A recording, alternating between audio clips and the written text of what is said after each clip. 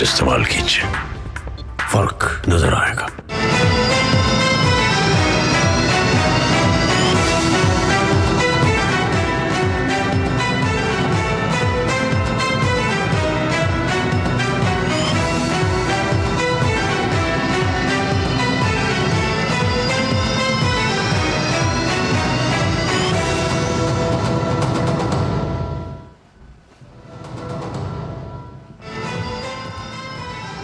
नमस्कार, बहुत बहुत स्वागत आप सबका। बिहू, पोंगल और मकर संक्रांति की ढेरों शुभकामनाओं के साथ आप सबका स्वागत करते हैं। आप देख रहे हैं न्यूज़ नाइट, आपके साथ मैं हूं ममता चोपड़ा। और आज हालांकि बड़ा शुभ दिन है, लेकिन कांग्रेस के लिए जो खबर आ रही है वो अच्छी नहीं है, क्योंकि कांग्रेस पार्टी जो कभी देश की सबसे बड़ी पार्टी के तौर पर पहचान रखती थी, लेकिन आज एक ऐसा वक्त आ चुका है जहां कांग्रेस पार्टी को छोड़ने वालों की संख्या में लगातार बढ़ोतरी होती नजर आ रही है। और वो भी आज का दिन, जब एक और राहुल गांधी अपनी भारत जोड़ो न्याय यात्रा की शुरुआत कर रहे हैं, तो वहीं दूसरी ओर कांग्रेस छोड़ो अभियान भी गति पकड़ता नजर आ रहा है। आज होगी इसी विषय पर चर्चा न्यूज़ नाइट में, लेकिन आइए शुरुआत कर लेते हैं हेडलाइंस के साथ। राहुल गांधी की यात्रा से पहले मिलिंद देवरा ने दिया कांग्रेस को करारा झटका। 55 वर्ष पुराना रिश्ता किया खत्म, शिवसेना में हुए शामिल। कांग्रेस पर नकारात्मक राजनीति का लगाया आरोप, कहा पीएम मोदी के नेतृत्व में मजबूत हुआ देश। भाजपा ने कांग्रेस की न्याय यात्रा को बताया छलावा। केंद्रीय मंत्री अनुराग सिंह ठाकुर ने कहा, कांग्रेस अपने नेताओं के साथ ही नहीं कर पा रही न्याय, तो दूसरों को कैसे मिलेगा इंसाफ।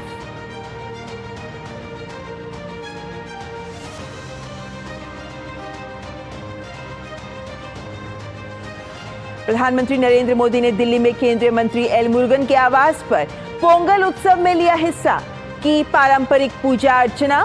पर्व को बताया एक भारत श्रेष्ठ भारत की भावना का प्रतीक, कहा श्री अन्न को बढ़ावा देने के प्रयास से करोड़ों किसानों का हो रहा है भला। देश के अलग अलग हिस्सों में मकर संक्रांति, पोंगल और बिहू की धूम। पवित्र नदियों और सरोवरों में लोगों ने लगाई आस्था की डुबकी। प्रधानमंत्री नरेंद्र मोदी ने अपने आवास पर गायों को खिलाया चारा।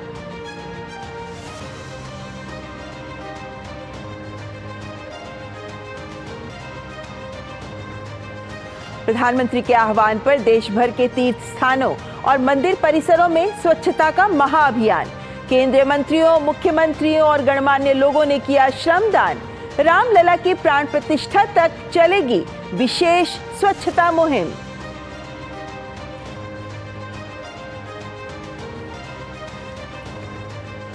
सशस्त्र बल पूर्व सैनिक दिवस के अवसर पर बहादुर सपूतों को नमन। रक्षा मंत्री राजनाथ सिंह ने कानपुर में आयोजित कार्यक्रम में की शिरकत, कहा वीर सैनिकों के योगदान का ऋणी है पूरा देश।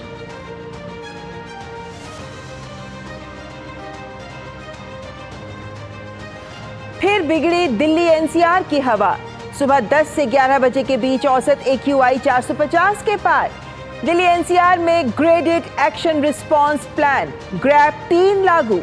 पूरा उत्तर भारत शीतलहर की चपेट में। भारत और अफगानिस्तान के बीच 3 मैचों की T20 सीरीज का दूसरा मुकाबला इंदौर में जारी। भारत की नजर मैच को जीत सीरीज पर कब्जा जमाने की।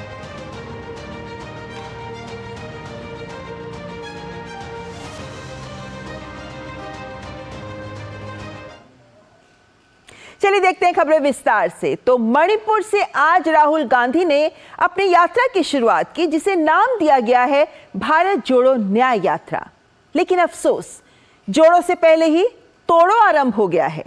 दरअसल यात्रा बाद में शुरू हुई, उससे पहले ही महाराष्ट्र के कांग्रेस के दिग्गज नेताओं में शुमार रहे मिलिंद देवरा, जिनका परिवार 55 वर्षों से कांग्रेस से जुड़ा रहा है, उसे मिलिंद देवरा ने कांग्रेस छोड़ने की घोषणा कर दी और कांग्रेस छोड़कर शिंदे की शिवसेना का दामन थाम लिया।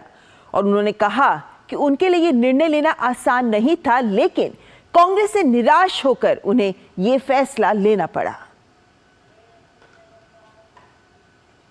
एक तरफ देश के पूर्वी हिस्से से कांग्रेस नेता राहुल गांधी भारत जोड़ो यात्रा की शुरुआत कर रहे थे, तो दूसरी ओर पश्चिम में उनकी पार्टी को जोरदार झटका लग रहा था। तथाकथित देश जोड़ने निकले राहुल गांधी की पार्टी का एक और हाथ उनका साथ छोड़कर चला गया। दिग्गज कांग्रेसी नेता मुरली देवरा के पुत्र और पूर्व सांसद मिलिंद देवरा ने पार्टी छोड़ शिवसेना का दामन थाम लिया। महाराष्ट्र के मुख्यमंत्री और शिवसेना प्रमुख एकनाथ शिंदे ने पार्टी का झंडा थमाकर उन्हें शिवसेना में शामिल कराया। लोकसभा चुनाव से पहले इसे कांग्रेस के लिए बड़ा झटका माना जा रहा है। सोशल मीडिया के माध्यम से ये जानकारी देते हुए मिलिंद देवरा ने लिखा कि आज मेरी यात्रा के एक महत्वपूर्ण अध्याय का समापन हुआ। कांग्रेस पार्टी के साथ मेरे परिवार का 55 वर्ष का पुराना रिश्ता खत्म हुआ। मिलिंद देवरा ने कांग्रेस पर बड़ा आरोप लगाते हुए कहा, पार्टी का सिर्फ एक ही मकसद है, जो मोदी कहें या करें उसका विरोध करना, जबकि वो विकास की राजनीति में विश्वास करते हैं। हमारे यशस्वी प्रधानमंत्री नरेंद्र मोदी जी के नेतृत्व में भारत अधिक मजबूत है। आज महाराष्ट्र में हमारे यशस्वी मुख्यमंत्री, जो मैंने मराठी में कहा कि जमिनीवरचे नेते आहे, इतने एक्सेसिबल मैंने इतने सालों में वर्षा को, बंगले को इतने एक्सेसिबल कभी नहीं देखा है। और मोदी जी और एकनाथ शिंदे जी के नेतृत्व में आज मुंबई और भारत अधिक सुरक्षित है। आज मुंबई और भारत की अर्थव्यवस्था अधिक स्थिर है। एक के बाद एक कई झटके खा चुकी कांग्रेस ने इस बार भी वही प्रतिक्रिया दी कि किसी के जाने से पार्टी पर कोई फर्क नहीं पड़ता। जब आप खुद मिलिंद देवरा दे सकते, मिलिंद देवरा की पिताजी मिलिंद देवरा खुद, ये कांग्रेस पार्टी की दया से, सहयोग से मंत्री बने, नेता बने, और कांग्रेस पार्टी क्या दे सकते पता नहीं। एक ओर कांग्रेस के नेता पार्टी छोड़ रहे हैं, वहीं राहुल गांधी के नेतृत्व में कांग्रेस की भारत जोड़ो न्याय यात्रा मणिपुर के थौबल जिले से शुरू हुई। ये यात्रा 15 राज्यों में 100 विधानसभा सीटों से गुजरेगी। भाजपा ने इस पे तंज कसते हुए इसे न्याय यात्रा नहीं बल्कि राहुल की रीलॉन्चिंग यात्रा बताया। अब कांग्रेस के जो पुराने कार्यकर्ता हैं, जिनकी पीढ़ी दर पीढ़ी कांग्रेस में रही, उनको भी लगता है कि ये वो कांग्रेस नहीं है जिस कांग्रेस में वो काम करते थे, और उनको वहाँ न्याय नहीं मिल सकता। इसलिए अब बारी बारी सब राहुल गांधी जी का साथ छोड़ रहे हैं। कांग्रेस पार्टी में मेरिट, टैलेंट, काबिलियत की कोई जगह नहीं है। यहाँ पर केवल जो व्यक्ति दरबारी बनना चाहता है, जो साइकोफेंट बनना चाहता है, उसी के लिए जगह है। इसीलिए राहुल गांधी जी से मैं आज कहूँगा कि वो भारत जोड़ो न्याय यात्रा नहीं बल्कि वो कांग्रेस के नेताओं के लिए न्याय यात्रा और कांग्रेस जोड़ो यात्रा निकाले। इस बीच सोशल मीडिया पर एक तस्वीर वायरल हो रही है जिसमें कांग्रेस के 5 युवा नेता नजर आ रहे हैं, जिसमें से सचिन पायलट के अलावा बाकी चारों नेता कांग्रेस छोड़ चुके हैं। ज्योतिरादित्य सिंधिया ने मार्च 2020 में कांग्रेस छोड़ी। उसके बाद जितिन प्रसाद ने जून 2021 में और आरपीएन सिंह ने जनवरी 2022 में पार्टी छोड़ी। आज मिलिंद देवरा भी कांग्रेस छोड़ गए। वैसे राहुल गांधी की पहली भारत जोड़ो यात्रा के दौरान ही कई नेताओं ने दिशाहीन और भ्रमित नेतृत्व का हवाला देते हुए कांग्रेस पार्टी से इस्तीफा दे दिया था। इसमें असम के कांग्रेस महासचिव कमरुल इस्लाम चौधरी, कांग्रेस के दिग्गज नेता और पूर्व रक्षा मंत्री एके एंटनी के बेटे अनिल एंटनी, पंजाब में राहुल गांधी की भारत जोड़ो यात्रा के दौरान सूबे के पूर्व वित्त मंत्री और कांग्रेस के वरिष्ठ नेता मनप्रीत बादल, दिल्ली कांग्रेस के उपाध्यक्ष अली मेहदी आदि शामिल हैं। अब देखना होगा कि भारत जोड़ो न्याय यात्रा पार्टी को कितना जोड़कर एक साथ रख पाती है। Bureau report, DD news. और नेताओं द्वारा लगातार कांग्रेस छोड़ने पर चुटकी लेते हुए अनुराग सिंह ठाकुर ने कहा कि कांग्रेस में कांग्रेस के नेताओं को ही न्याय नहीं मिल रहा। अपनी पार्टी में ही न्याय ना मिलने के कारण आज कांग्रेस छोड़ने वालों की लंबी लाइन लगी है। कांग्रेस की करारी हार के बाद कांग्रेस के जो सहयोगी दल हैं वो भी उनसे सीट गठबंधन करने में थोड़ा हिचकिचा रहे हैं, घबरा रहे हैं, उस मामले को अटका रहे हैं, लटका रहे हैं और भटका रहे हैं। इसलिए किसको कितना न्याय मिलेगा ये पता नहीं, लेकिन इतना जरूर है कि अपने साथ होता अन्याय देखकर एक के बाद दूसरा कांग्रेस का नेता छोड़ रहा है।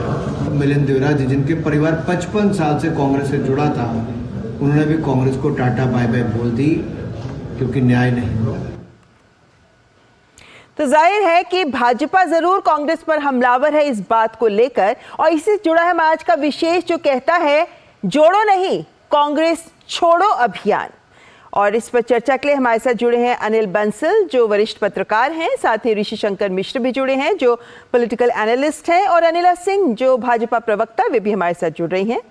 हमारे साथ इस वक्त अनिल बंसल जी का इंतजार है, लेकिन फिलहाल अनिला जी जुड़ गई हैं। ऋषि शंकर मिश्रा भी हमारे साथ जुड़ चुके हैं। ऋषि शंकर जी, वही सवाल जो हम लगातार उठा रहे हैं वही आपसे भी जानना चाहेंगे। विडंबना लगती है क्या ये कि एक और हम भारत जोड़ने की बात करते हुए यात्रा निकाल रहे हैं, तो वही दूसरी ओर आपके दिग्गज नेता मिलिंद देवरा कांग्रेस छोड़ रहे हैं?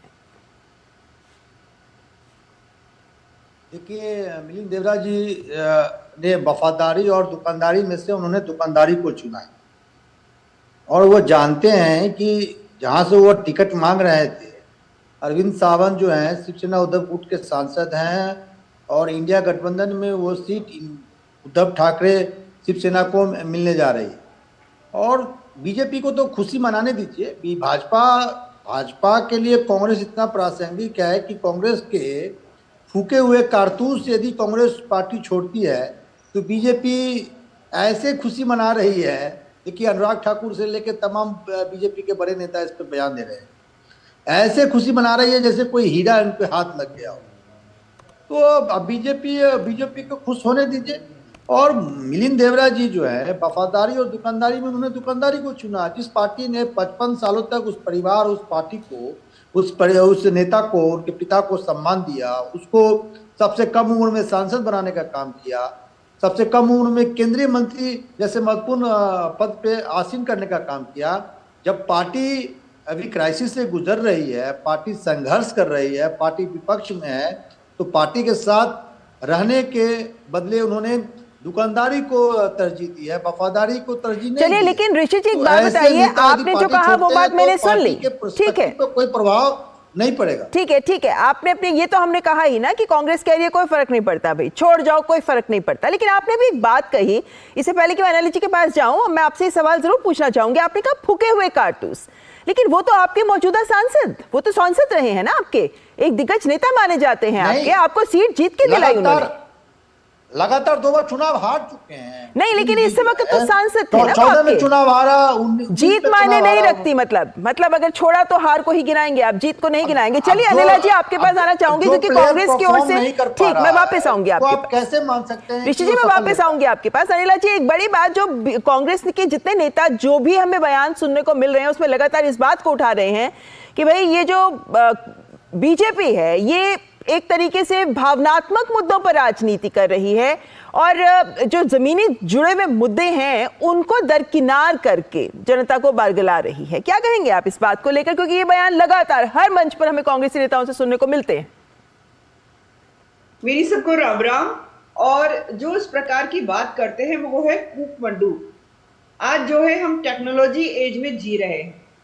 हर व्यक्ति जो है तुरंत जो है किसी भी मीडिया के माध्यम से, चाहे वो इलेक्ट्रॉनिक मीडिया हो या वो प्रिंट मीडिया हो या सोशल मीडिया, सबसे ज्यादा स्मार्टफोन हमारे भारत में, पूरे विश्व में। आपको लगता है कि लोग कनेक्टेड नहीं है आपस में? धरातल पे काम हो रहा है कि नहीं हो रहा है, या हवाई बातें हो रही है? किस युग में ये लोग जी रहे हैं? किस प्रकार की ये लोग बातें कर रहे हैं? अगर ये कहते हैं कि भारतीय जनता पार्टी बहुत भावुक पार्टी है, हाँ जी है, क्योंकि हमारे अंदर भारत है और हम भारत से हैं। अब भारत जो है अपनी भावना के लिए जाना जाता है। तो अगर आप ये कह रहे हैं कि भावुक होना गलत है, तो जानिए भारत क्या है।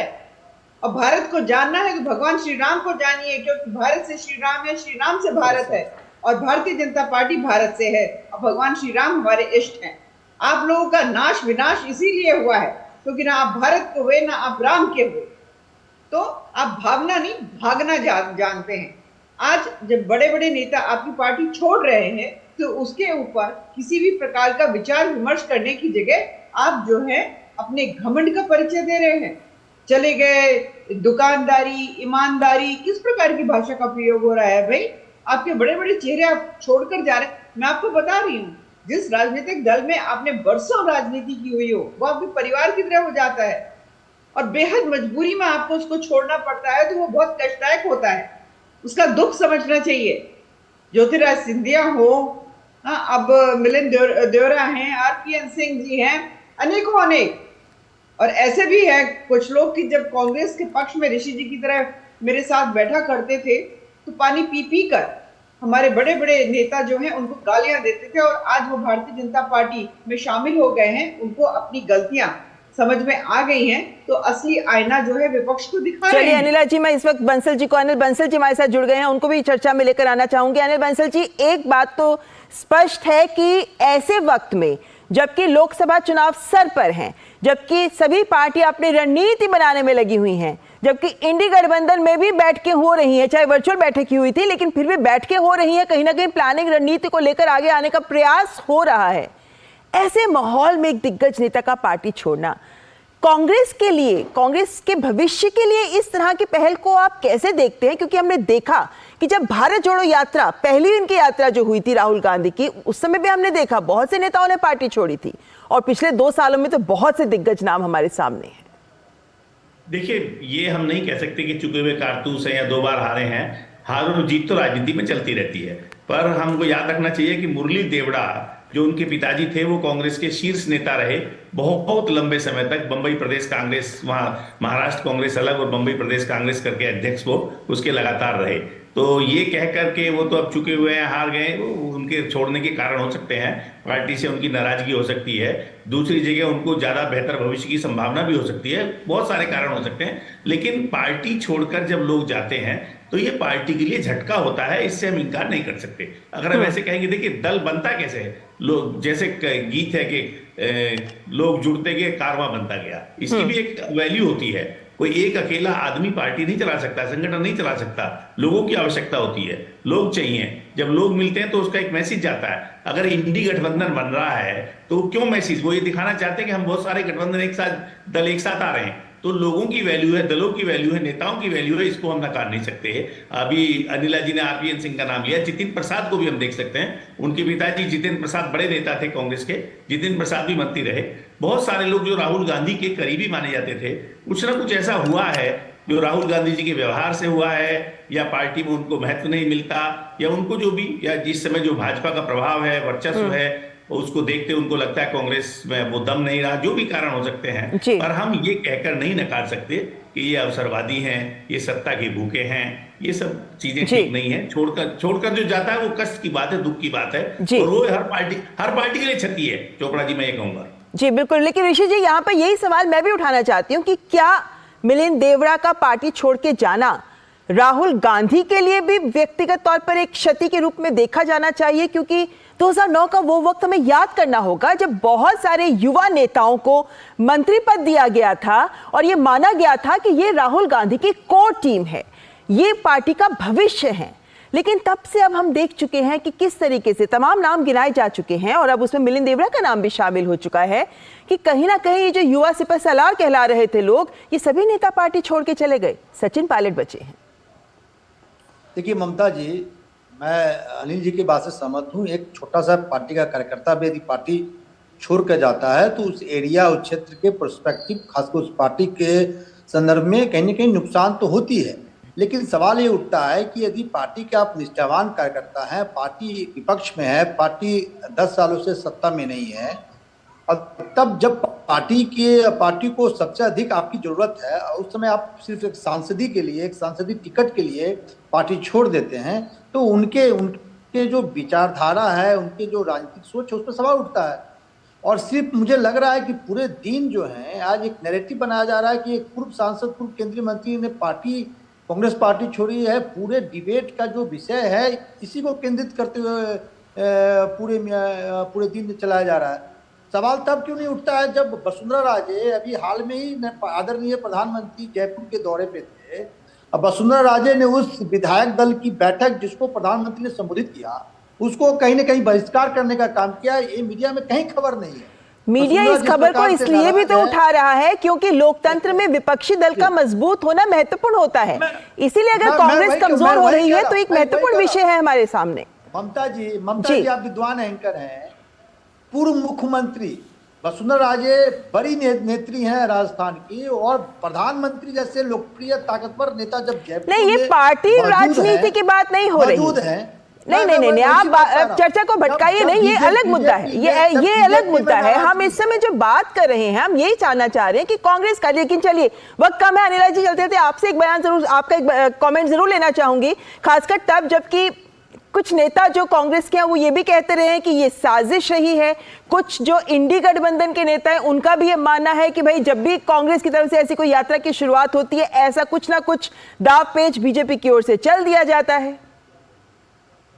देखिए, अगर हम अभी हाल फिलहाल के उदाहरण ले लेते हैं, मिलिंद देवरा जी का उदाहरण ले लेते हैं, इनसे पूछना चाहिए ना ऋषि जी से कि भाई क्यों जब जो आपका गठबंधन था, जो उनका बेस्टियन था, जो मजबूत क्षेत्र था साउथ बॉम्बे, उससे अरविंद सावंत जी को उतार दिया, इनको मौका क्यों नहीं दिया? अरविंद सावंत सांसद हैं, एमपी हैं, नीला जी आप महाराष्ट्र को समझिए। एक ह्यूमिलिएशन होता है इस पार्टी के अंदर, क्योंकि इसके अंदर कोई आइडियोलॉजी नहीं है। विपक्ष में हम भी बैठे थे ऋषि जी, आप बार बार कह रहे हैं ना पार्टी स्ट्रगल कर रही है, पार्टी संघर्ष कर रही है। विपक्ष में भारतीय जनता पार्टी में 6 नाम गिना दीजिए जो भारतीय जनता पार्टी को छोड़कर गए हो जब हम विपक्ष में बैठे हुए थे। भारतीय जनता पार्टी जो है ना, वो जो एक खाटी कार्यकर्ता होता है वो जीता है भारतीयता को।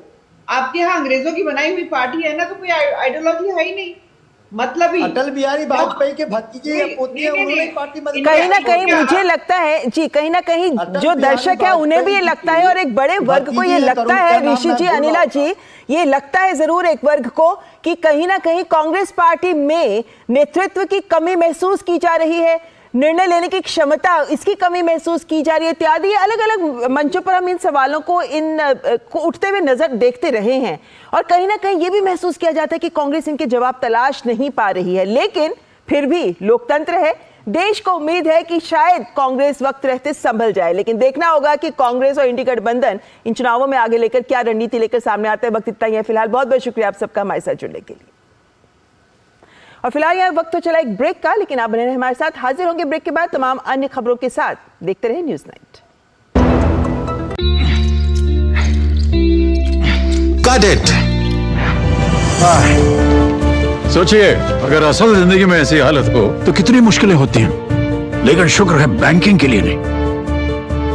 अगर आपकी उम्र 70 साल से अधिक हो या आप दिव्यांग हो तो बैंक आपको कुछ जरूरी बैंकिंग सुविधाएं घर बैठे बैठे दे सकता है। आरबीआई कहता है जानकार बनिए, सतर्क रहिए।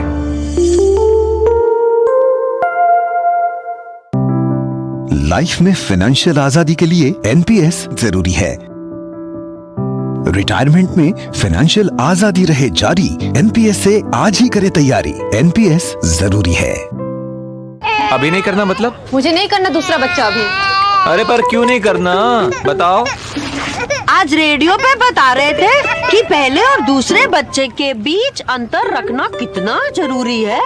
माँ बस हर 3 महीने में गर्भ निरोधक टीका लगवा ले। पर अंतर काहे रखना है?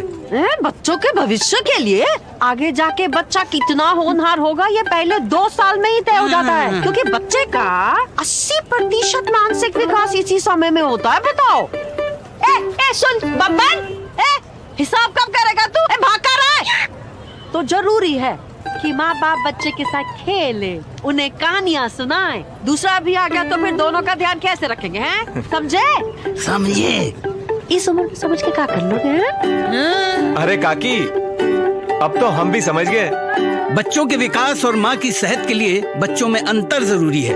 तब तक हर 3 महीने में गर्भ निरोधक इंजेक्शन लगवाएं। बच्चों में अंतर बनाए उनकी लाइफ बेहतर। दादी, आज भी आपकी चाय की दुकान बंद थी? 1 महीने से बीमार हूँ, काम बंद और इलाज का खर्चा अलग। आयुष्मान कार्ड नहीं बनवाया? नाम सुना है, कहाँ बनवाना है, कैसे बनवाना है, इस उम्र में भाग दौड़। कार्ड अभी बन जाएगा। आयुष्मान ऐप पर जाकर अपना या परिवार के सदस्य का नाम लाभार्थी सूची में ढूंढें। आधार, ओटीपी या फेस ऑथ द्वारा ऑथेंटिकेट करें। डिटेल्स भरें। अब मोबाइल से फोटो खींचकर अपलोड करें। बन गया। अब ठीक होकर अपने हाथ की चाय पिला दो। और एक प्रकार से पीएम जय अब गरीबों की जय बन गई है। 5 लाख तक के मुफ्त उपचार की गारंटी, स्वास्थ्य का वरदान आयुष्मान। हेलो बेटा। मिस्टर विकास के साथ कौन है? बस बेटा थोड़ी देर और, वो मिस्टर विकास की फाइल आप पॉलिसी बाजार। मैम आपका हेल्थ इंश्योरेंस क्लेम अप्रूव हो गया है, अब आप सर को घर ले जा सकती हैं। क्लेम के टाइम पे हमेशा आपकी हेल्प को तैयार। पॉलिसी बाजार, 1 करोड़ का हेल्थ इंश्योरेंस सिर्फ 390 रुपए महीने से शुरू। जालिम लोशन का ऑरिकैम ग्रीन ऑइंटमेंट, कील मुहासे, फोड़े फुंसी, घाव, जले कटे पर गुड़कारी, herbal antiseptic cream, green ointment.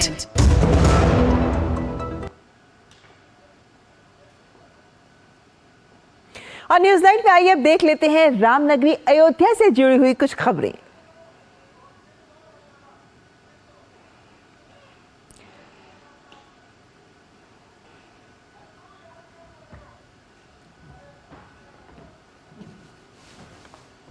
जैसा हम जानते हैं कि अयोध्या में 22 जनवरी को प्राण प्रतिष्ठा होनी है और उससे पहले तैयारियां भी जोरों पर हैं। श्री राम अयोध्या आए, श्री राम अयोध्या आए, श्री राम अयोध्या आए, जय सिया राम सिया राम सिया राम, जय सिया राम सिया राम सिया राम। अयोध्या में 22 जनवरी को श्री राम जन्मभूमि मंदिर में होने जा रही प्राण प्रतिष्ठा समारोह के लिए पूरा देश बेहद उत्साहित है। देश और दुनिया के लोग 22 जनवरी का बेसब्री से इंतजार कर रहे हैं और ये दिन प्रधानमंत्री नरेंद्र मोदी के लिए भी बेहद खास है। अयोध्या में भगवान श्री राम का भव्य मंदिर, जैसे ये सपना प्रधानमंत्री नरेंद्र मोदी ने आज से सालों पहले देखा था। इतिहास के पन्नों को पलटें तो पता चलता है कि आज से ठीक 32 वर्ष पहले प्रधानमंत्री नरेंद्र मोदी ने अयोध्या में रामलला के दर्शन किए थे। दरअसल पीएम मोदी कन्याकुमारी से कश्मीर तक एकता का संदेश फैलाने के लिए एकता यात्रा पर थे। जय श्री राम के नारों के बीच नरेंद्र मोदी ने संकल्प लिया था कि राम मंदिर बनने पर ही वे यहां वापस आएंगे। अनगिनत हिंदुओं की सदियों की दृढ़ता के बाद भगवान श्री राम को उनकी जन्मभूमि पर एक भव्य मंदिर में पुनर्स्थापित किया जा रहा है।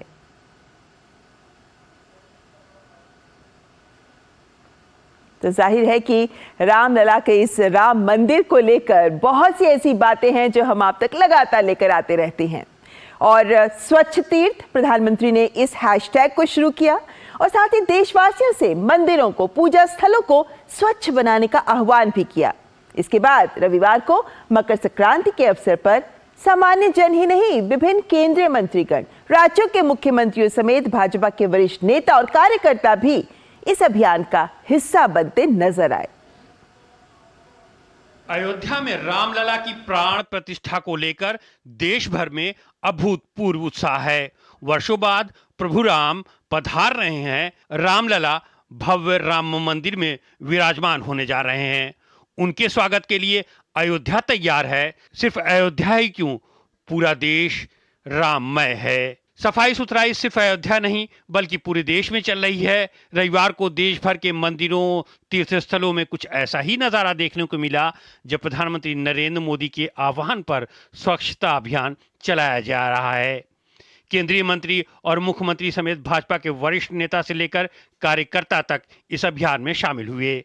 मुख्यमंत्री योगी आदित्यनाथ ने अयोध्या में झाड़ू लगाकर सफाई अभियान की शुरुआत की। अभियान को शुरू करने के बाद मुख्यमंत्री ने अयोध्या धाम बस स्टेशन पर इलेक्ट्रिक बसों व ई व्हीकल को हरी झंडी दिखाकर रवाना किया। मुख्यमंत्री ने प्रदेशवासियों से रामलला के आगमन के अवसर पर अयोध्या को साफ सुथरा, स्वच्छ बनाने का आह्वान किया। 500 वर्षों के बाद जब प्रभु अपने स्वयं के भव्य मंदिर में विराजमान होंगे, देश और दुनिया अयोध्या के प्रति आतुर है। कब मौका मिलता है, कब प्रभु अपने धाम का दर्शन करने का उन्हें सौभाग्य प्रदान करता है। और इन स्थितियों में हमारी कुछ जिम्मेदारी भी बनती है और जिम्मेदारी ये कि सबसे पहले अयोध्या स्वच्छ और सुंदर दिखाई दे। इस अवसर पर केंद्रीय गृह मंत्री अमित शाह ने अहमदाबाद स्थित श्री जगन्नाथ जी मंदिर में पूजा अर्चना की। उन्होंने मंदिर परिसर में सफाई अभियान में हिस्सा लिया। वहीं भाजपा के राष्ट्रीय अध्यक्ष जेपी नड्डा ने दिल्ली के गुरु रविदास मंदिर में सफाई अभियान में भाग लिया। केंद्रीय मंत्री मीनाक्षी लेखी ने भी दिल्ली में स्वच्छता अभियान में हिस्सा लिया, जबकि केंद्रीय मंत्री अश्विनी वैष्णव ने उड़ीसा के बालेश्वर में झाड़ेश्वर महादेव मंदिर पहुंचकर पूजा अर्चना की। इस अवसर पर केंद्रीय मंत्री ने मंदिर परिसर में सफाई की। वहीं केंद्रीय मंत्री धर्मेंद्र प्रधान ने उड़ीसा के अंगुल में मां हिंगुला मंदिर में स्वच्छता अभियान चलाया। समग्र हिंदू समाज के लोग उस कार्यक्रम की तैयारी के लिए आज से मकर संक्रांति शुरू हो रही है। आज से लेके 22 जनवरी तक भारत की सभी तीर्थ स्थानों को पहुँचे, वहाँ उनकी स्वच्छता अभियान चलाए, वहाँ अपना सेवा दे। ये जो प्रधानमंत्री जी ने एक तरीके से सबके मन में वो ज्योति प्रज्वलित करने का काम किया है कि जिन मंदिरों में हम आराधना करते हैं, जहां हम जाके पूजा पाठ करते हैं, हम उन सब जगहों पर स्वच्छता भी रखें और साथ ही स्वच्छता अभियान में भी जुड़ें। भारत के यशस्वी प्रधानमंत्री श्री नरेंद्र मोदी जी ने आह्वान किया है कि हमारी जो सांस्कृतिक धरोहर है, मंदिर है, उन सबको साफ सुथरा करके पूरा एक सफाई का स्वच्छता का अभियान चालू करें। वो आज झाड़ेश्वर मंदिर में महाप्रभु के दर्शन के बाद में चालू किया गया। उत्तर प्रदेश के उप मुख्यमंत्री केशव प्रसाद मौर्य और ब्रिजेश पाठक ने अलग अलग जगह पर स्वच्छता अभियान में भाग लिया। केशव मौर्य ने बालेश्वर महादेव मंदिर में सफाई अभियान चलाया, वहीं ब्रिजेश पाठक ने दक्षिण मुखी हनुमान मंदिर में स्वच्छता अभियान में भाग लिया। गुजरात के मुख्यमंत्री भूपेंद्र पटेल ने गांधीनगर के धोलेश्वर महादेव मंदिर में स्वच्छता अभियान में भाग लिया। महाराष्ट्र के मुख्यमंत्री एकनाथ शिंदे ने मुंबई में विभिन्न स्थानों पर सफाई अभियान में भाग लिया। उत्तराखंड के मुख्यमंत्री पुष्कर सिंह धामी ने नैनीताल स्थित कैची धाम में स्वच्छता अभियान में हिस्सा लिया। स्वच्छता अभियान के अंतर्गत उज्जैन के श्री राम जनार्दन मंदिर में साफ सफाई की। मध्य प्रदेश के खांडवा स्थित राम मंदिर में स्थानीय लोगों ने साफ सफाई की। भाजपा विधायक नितिन नबीन ने पटना जंक्शन स्थित महावीर मंदिर में सफाई की। लंका विजय के बाद प्रभु राम के अयोध्या पहुंचने पर अवध को जिस तरह सजाया गया था, उसी तरह एक बार फिर सैकड़ों वर्षों के बाद रामलला के राम मंदिर में विराजमान होने से पहले मंदिरों को सजा संवार कर लोग भगवान राम के प्रति अपनी आस्था को प्रकट कर रहे हैं। Bureau report, DD news. और आजकल देखें तो राम मंदिर जो बन रहा है, राम मंदिर में रामलला का जो प्राण प्रतिष्ठा कार्यक्रम है, उससे पहले न केवल भारत बल्कि विश्व भर में हर कोई अपने अपने तरीके से सबके आराध्य भगवान राम को याद कर रहा है। और ऐसे में अयोध्या में भी किस तरीके से लोग अपने आराध्य को याद कर रहे हैं, इसी कड़ी में अगर हम आपको दिखाएं कि अयोध्या में कैसे लोग राम को लेकर तैयारियां कर रहे हैं। अयोध्या स्थित साकेत महाविद्यालय में भगवान राम की उनके पराक्रमी रूप को 14 लाख रंगीन दियों का इस्तेमाल कर बनाया गया है और इन आकृतियों में दियों का उपयोग करके जय श्री राम लिखा हुआ है।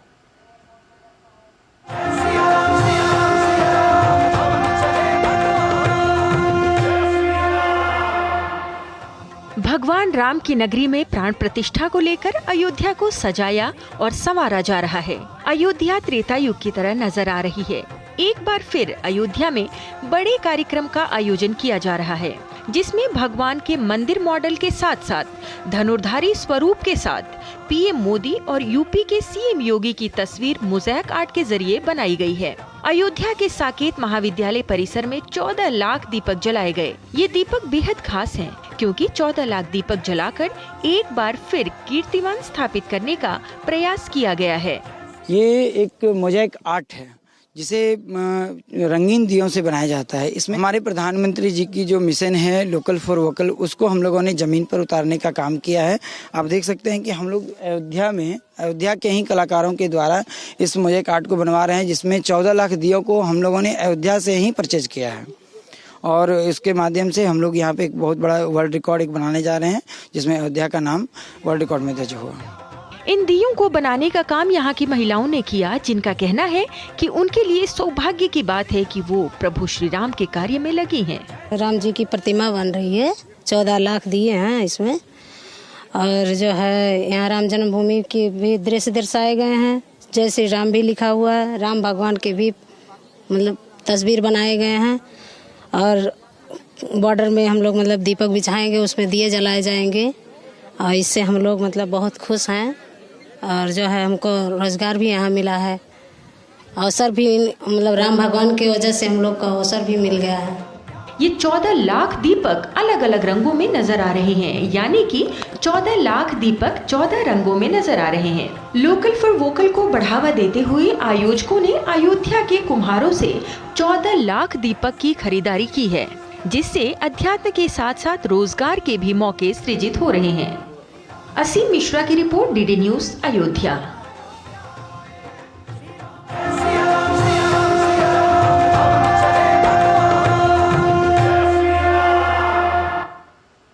तो वाकई अयोध्या के साथ साथ पूरा देश राममय हो गया है। और इस बीच बिहार के रक्सौल की 4 मुस्लिम लड़कियां राम भजन गाकर लोगों को मंत्र मुग्ध कर रही हैं। चारों ओर इन लड़कियों के भजन की प्रशंसा हो रही है। आइए सुनते हैं और लेते हैं इनके गीतों का आनंद। ये रामायण है पुण्य कथा श्री राम की, जम्बूद्वीपे भरत खंडे आर्यावर्ते भारतवर्षे एक नगरी है विख्यात अयोध्या नाम की। यही जन्म भूमि है परम पूज्य श्री राम की। हम कथा सुनाते राम सकल गुण धाम की। ये राम।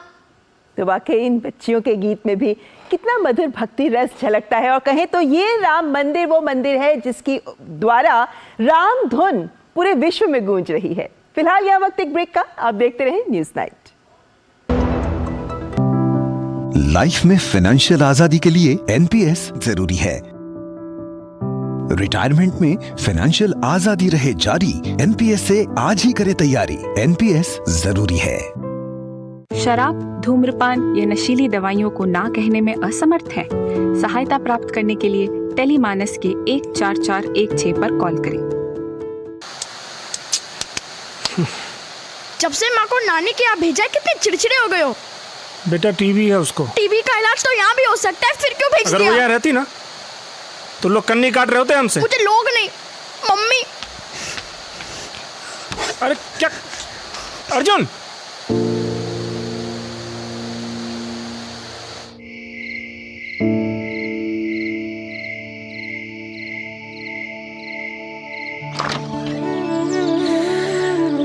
उठेगा तो सरप्राइज देंगे। हाँ? अर्जुन,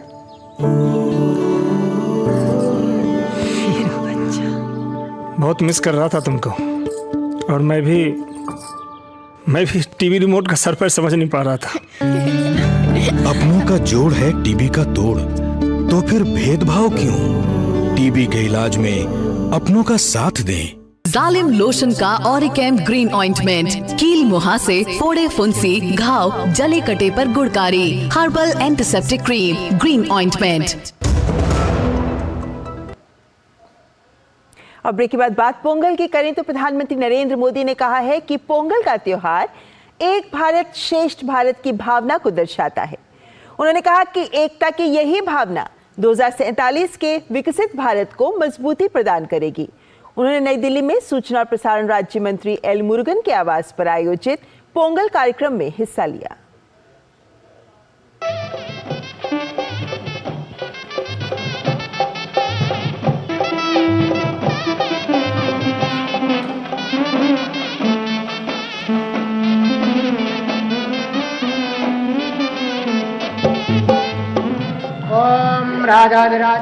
पोंगल पर्व में ताजी फसल को भगवान के चरणों में समर्पित करने की परंपरा है। इस पूरी उत्सव परंपरा के केंद्र में हमारे अन्नदाता, हमारे किसान हैं।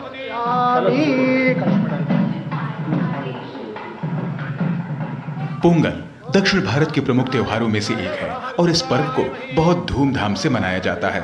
मकर संक्रांति की तरह यह पर्व भी सूर्य के उत्तरायण का त्योहार है। इस पावन मौके पर प्रधानमंत्री नरेंद्र मोदी ने सूचना प्रसारण राज्य मंत्री एल मुरुगन के आवास पर आयोजित कार्यक्रम में हिस्सा लिया। यह पर्व ईश्वर को धन्यवाद देने के अवसर के रूप में भी मनाया जाता है। पीएम ने कहा कि पोंगल के दिन तमिलनाडु के हर घर से पोंगल धारा का प्रवाह होता है। उन्होंने कहा कि यह त्योहार एक भारत श्रेष्ठ भारत की भावना को दर्शाता है। पोंगल के अवसर पर तमिल महिलाएं अपने घर के बाहर कोलम बनाती है। सबसे पहले वो आटे का इस्तेमाल करके जमीन पर कई डॉट्स बनाती। जब ये सभी डॉट्स मिला दिए जाते हैं और बड़ी कलाकृति बनाकर इसमें रंग भरा जाता है। हमारा देश और उसकी विविधता भी कोलम के जैसी है। जब देश का कोना कोना एक दूसरे से भावात्मक रूप से जुड़ता है तो हमारी शक्ति एक अलग रूप दिखाती है। पोंगल का पर्व भी एक ऐसा ही पर्व है जो एक भारत श्रेष्ठ भारत की राष्ट्र भावना को दर्शाता है। पीएम ने सुपर फूड को लेकर देश दुनिया में नई जागृति आने पर खुशी व्यक्त की। उन्होंने कहा कि आज के समय में नौजवान मिलेट्स को लेकर नए स्टार्टअप्स शुरू कर रहे हैं। हमारे बहुत सारे नौजवान मिलेट्स श्री अन्न को लेकर नए स्टार्टअप शुरू कर रहे हैं और ये स्टार्टअप्स आज बहुत पॉपुलर हो रहे हैं। श्री अन्न के उत्पादन से हमारे देश के 3 करोड़ से अधिक छोटे किसान जुड़े हुए हैं। हम श्री अन्न को प्रमोट करते हैं तो सीधे सीधे ये 3 करोड़ किसानों का भला होता है। इस दौरान पोंगल त्योहार को समर्पित सांस्कृतिक कार्यक्रमों का भी आयोजन किया गया, जिसमें कलाकारों ने अपनी अद्भुत प्रस्तुतियों से सभी का मन मोह लिया। Our Ram Mandir in Ayodhya is going to open doors after many years to a sacred space filled with divine blessings and spiritual harmony from 22nd January 2024. This wouldn't have been possible without our Honorable Prime Minister Narendra Modi ji. On this occasion, I would like to express my sincere appreciation and a heartfelt thank you to our Honorable Prime Minister on behalf of everyone. गौरतलब है कि पोंगल फसल कटाई और संपन्नता के प्रतीक का उत्सव होता है। पोंगल के दिनों में घर के बाहर रंगोली मनाई जाती है। साथ ही यह पर्व ईश्वर को धन्यवाद देने के अवसर के रूप में भी मनाया जाता है। पोंगल के पर्व में साफ सफाई, रंगोली, सजावट ईश्वर से प्रार्थना के रूप में देखा जाता है। इस पर्व को लोग परिवार और दोस्तों के साथ मिलकर उत्साह से मनाते हैं और खास बनाए गए पोंगल के प्रसाद का आनंद लेते हैं।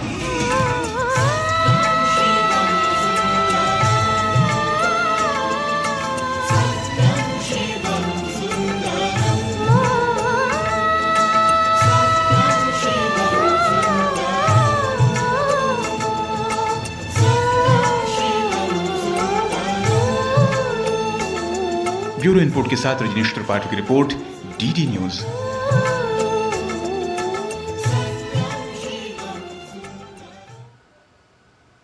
विविधताओं से पूर्ण हमारे देश में नव वर्ष के आगमन के साथ तथा भगवान सूर्य के मकर राशि में प्रवेश करते ही त्योहारों का भी आगमन हो गया है। उत्तर से लेकर दक्षिण तक मकर संक्रांति, पोंगल और बिहू का हर्षोल्लास नजर आ रहा है। अपनी परंपराओं के अनुसार ये उत्सव विभिन्न राज्यों में मनाए जा रहे हैं और इस सुअवसर पर प्रधानमंत्री ने अपने आवास पर गायों को चारा खिलाया और सर्दी को दरकिनार करते हुए ढेरों श्रद्धालुओं ने गंगा नदी में आस्था की डुबकी भी लगाई। आइए देखते हैं उत्सव के ये रंग। देश के अलग अलग भागों में लोग मकर संक्रांति, पोंगल और बिहू का पर्व हर्ष और उल्लास के साथ मना रहे हैं। इस मौके पर लोगों ने पवित्र सरोवरों और नदियों में स्नान किया और परंपरागत रूप से पूजा अर्चना की। भगवान सूर्य के मकर राशि में प्रवेश और वसंत ऋतु के आगमन का ये पर्व देश के अलग अलग भागों में अलग अलग नामों से जाना जाता है। प्रधानमंत्री नरेंद्र मोदी ने मकर संक्रांति के अवसर पर अपने आवास पर गायों को चारा खिलाया।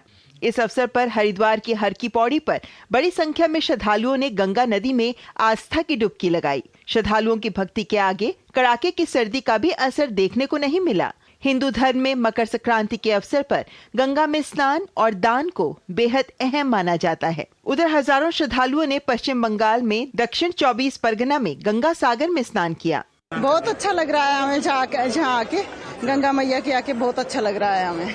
सभी ठीक ठाक रहे हैं, देश में शांति रहे। बहुत अच्छा लगा जी। स्पेशल हम हिमाचल से आए हैं, स्नान करने आए हैं हरिद्वार स्पेशल हिमाचल से। ब्लेस्ड फील कर रहे हैं, आशीर्वाद मिला हमें, बाबा का दर्शन हो गया आज।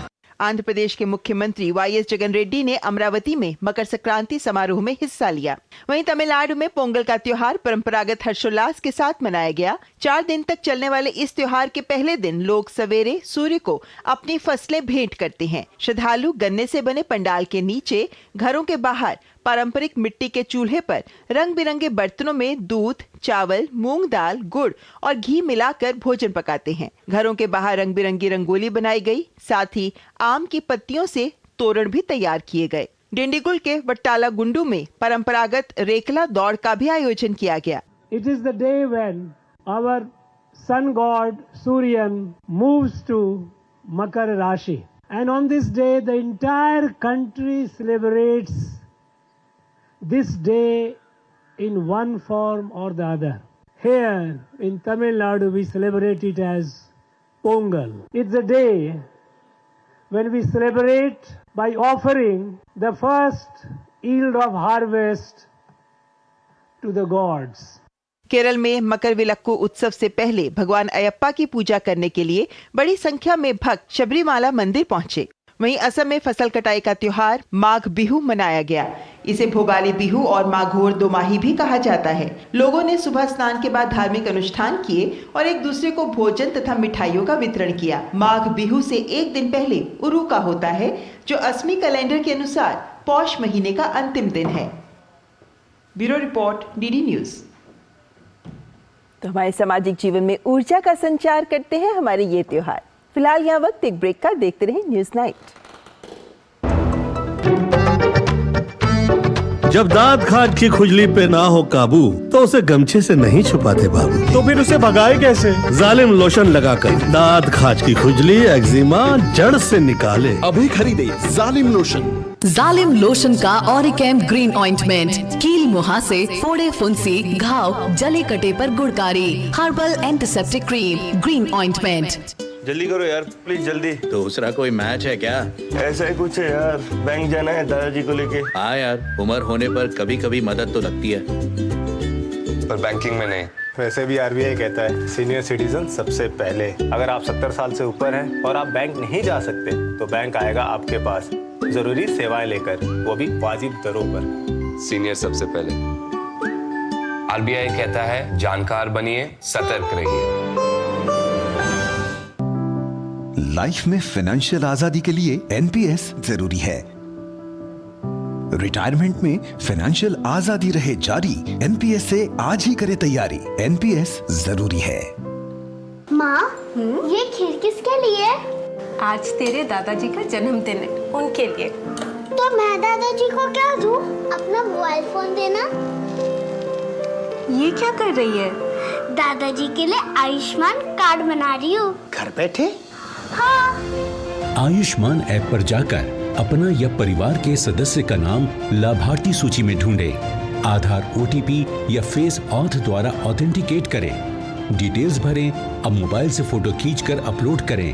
दादाजी, ये लीजिए अपना आयुष्मान कार्ड। ये उपहार तो जीवन भर काम आएगा। और एक प्रकार से पीएम जय अब गरीबों की जय बन गई है। 5 लाख तक के मुफ्त उपचार की गारंटी। स्वास्थ्य का वरदान आयुष्मान। जनजातीय गौरव दिवस पर माननीय प्रधानमंत्री श्री नरेंद्र मोदी ने की पीएम आदिवासी न्याय महाअभियान यानी पीएम जनमन की शुरुआत। 24,104 करोड़ रुपए से 28 लाख आदिवासियों को अब मिलेगा अनेक सरकारी योजनाओं के लाभ के साथ साथ अपने सपनों का पक्का घर, पक्की सड़क, बिजली, नल से जल और आयुष्मान भारत के तहत मुफ्त इलाज की सुविधा। जालिम लोशन का ऑरिकैम ग्रीन ऑइंटमेंट, कील मुहासे, फोड़े फुंसी, घाव, जले कटे पर गुड़कारी, herbal antiseptic cream, green ointment. राष्ट्रपति द्रौपदी मुर्मू सोमवार को राजधानी स्थित दिल्ली स्थित प्रधानमंत्री संग्रहालय का दौरा करेंगी। संग्रहालय में नरेंद्र मोदी गैलरी बनाई गई है, जहां प्रधानमंत्री के बचपन से लेकर वर्तमान समय तक के कार्यों को दर्शाया गया है। राष्ट्रपति द्रौपदी मुर्मू गैलरी का दौरा करने वाली पहली आगंतुक होंगी। नरेंद्र मोदी गैलरी में क्या खास है, इस पर डीडी न्यूज ने बात की प्रधानमंत्री संग्रहालय की कार्यकारी परिषद के उपाध्यक्ष डॉक्टर ए सूर्यप्रकाश से। ए सूर्यप्रकाश जी इस समय हमारे साथ हैं और कार्यकारी परिषद उसके वाइस चेयरमैन है प्रधानमंत्री संग्रहालय के। सर, प्रधानमंत्री गैलरी का उद्घाटन होने वाला है, राष्ट्रपति महोदया यहाँ आने वाली हैं, क्या खास है इस गैलरी की? इस गैलरी का खास ये है कि पिछले 10 साल बहुत क्षेत्र में बहुत कुछ ज़बरदस्त काम हुआ है, उसको लोगों के सामने हम पेश करना चाहते हैं। दूसरी बात यह है कि ये स्वतंत्र के बाद ये 75 साल में ये जो प्रगति हुआ है इस देश में, इसमें हम डॉक्टर मनमोहन सिंह जी तक हम गैलरीज बनाए थे, लेकिन पिछले 10 साल का वो रह गया था, ये थोड़ा अधूरी रह गया था काम, तो वो अब पूरा हो रहा है। गरीब कल्याण पर इस गैलरी में काफ़ी फोकस किया गया है। एलपीजी कनेक्शंस 10 करोड़ घरों को वो एलपीजी कनेक्शन दिया गया और 14 करोड़ घरों को नल से पानी दिया गया और 11 crore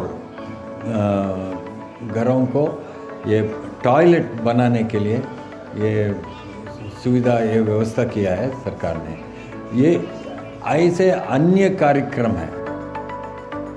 The president is visiting the Sangrahalaya tomorrow and she will be the first visitor to the gallery.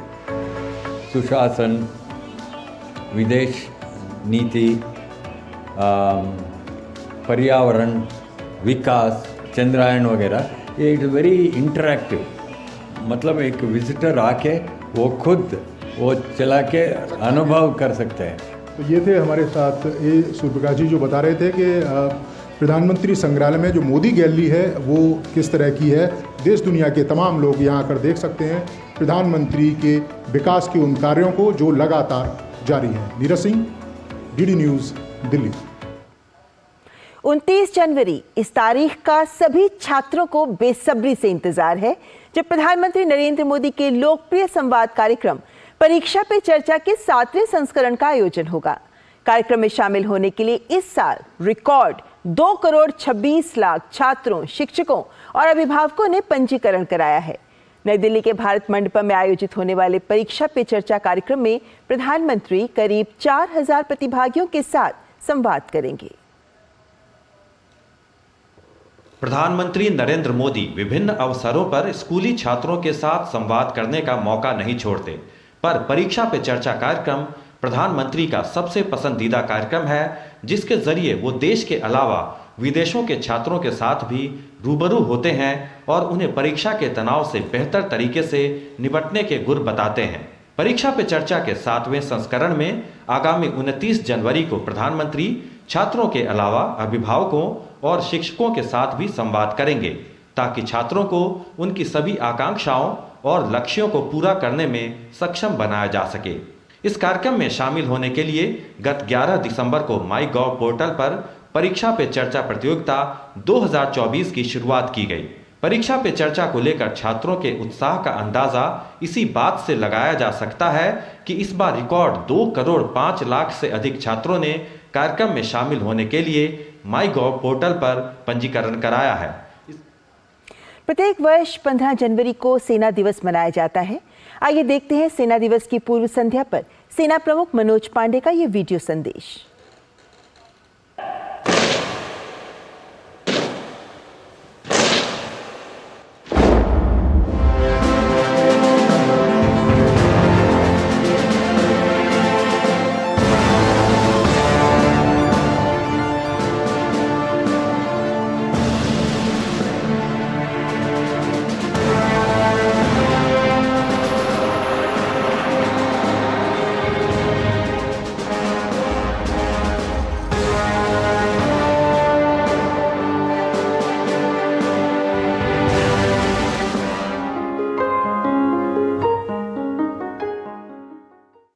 76वें सेना दिवस के अवसर पर मैं भारतीय सेना के सभी रैंक्स, असैनिक कर्मियों, पूर्व सैनिकों और उनके परिवारों को हार्दिक शुभकामनाएं देता हूं। आज हम अपने उन वीर सैनिकों को श्रद्धांजलि देते हैं जिन्होंने देश की रक्षा करते हुए अपनी जान न्यौछावर कर दी। उनकी बहादुरी और सर्वोच्च बलिदान हमें सदैव प्रेरित करते रहेंगे।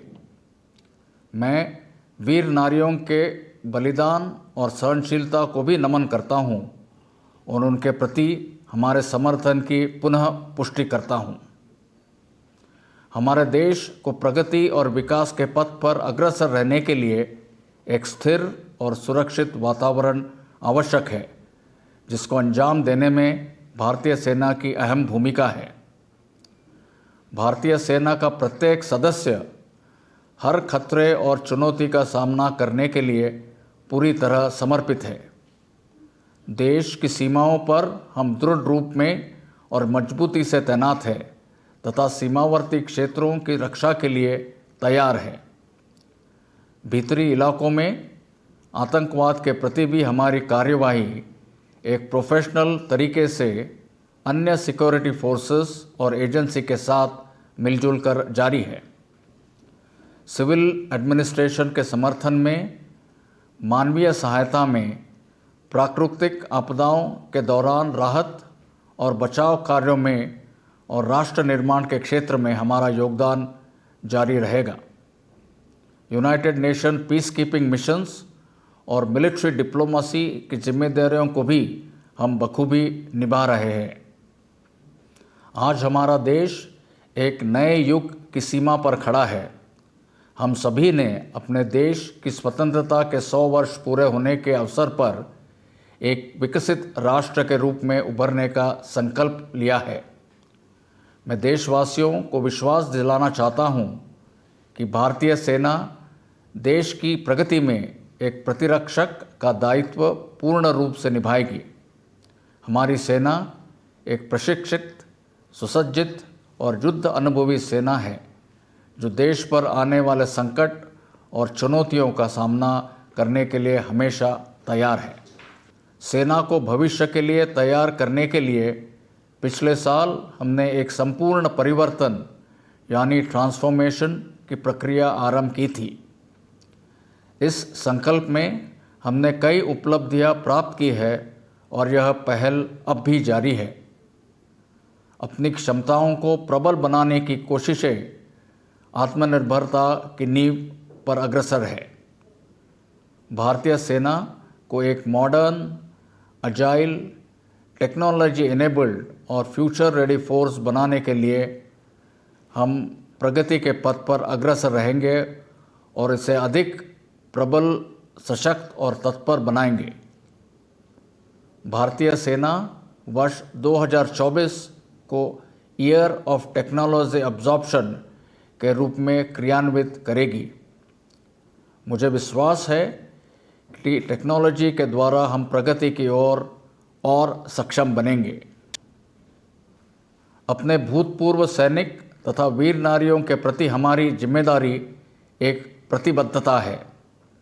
उनके लिए कल्याण कार्यों को बढ़ावा देना, योजनाओं को उन तक सक्रिय रूप से पहुंचाना और उनकी मुश्किलों का समाधान करने की हमारी कोशिशें निरंतर जारी रहेगी। भारतीय सेना ने देश के नागरिकों के दिलों में एक विशेष स्थान बनाया है। देशवासियों द्वारा हम पर जताया गया भरोसा और बेजोड़ प्रोत्साहन हमारे संकल्प और प्रतिबद्धता को और मजबूत बनाता है। मुझे पूरा विश्वास है कि दृढ़ अनुशासन और संपूर्ण प्रोफेशनलिज्म पर निर्मित हमारा कैरेक्टर और मूल सिद्धांत हमें नागरिकों की उम्मीदों पर खरा उतरने के लिए हमेशा प्रेरित करते रहेंगे। राष्ट्र द्वारा हम पर जताए गए भरोसे को कायम रखने के अपने संकल्प पर हम सदैव अडिग रहेंगे। जय हिंद। लाइफ में फाइनेंशियल आजादी के लिए एनपीएस जरूरी है। रिटायरमेंट में फाइनेंशियल आजादी रहे जारी, एनपीएस से आज ही करे तैयारी। एनपीएस जरूरी है।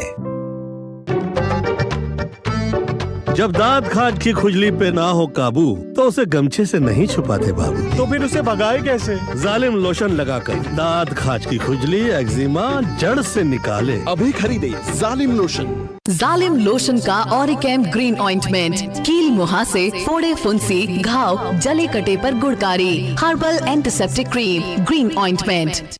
मोदी सरकार की गारंटी, सबका अपने पक्के घर का सपना होगा पूरा। 4 करोड़ पक्के घरों का निर्माण, हमारा संकल्प विकसित भारत।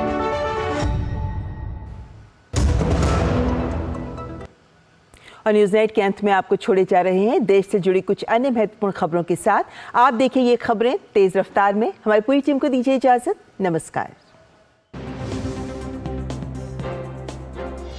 विदेश मंत्री डॉक्टर एस जयशंकर ने डॉक्टर मोहम्मद हसन महमूद को बांग्लादेश के नए विदेश मंत्री के रूप में नियुक्त होने पर बधाई दी है। विदेश मंत्री डॉक्टर एस जयशंकर आज से ईरान की 2 दिन की यात्रा पर हैं। डॉक्टर जयशंकर की ये यात्रा दोनों देशों के बीच चल रहे उच्च स्तरीय आदान प्रदान का हिस्सा होगी। केंद्रीय रेल मंत्री अश्विनी वैष्णव ने ओडिशा के कटक रेलवे स्टेशन के निर्माण स्थल का दौरा किया। वहीं उन्होंने कटक रेलवे स्टेशन पर मानिया बांधा हैंडलूम स्टॉल का जायजा भी लिया।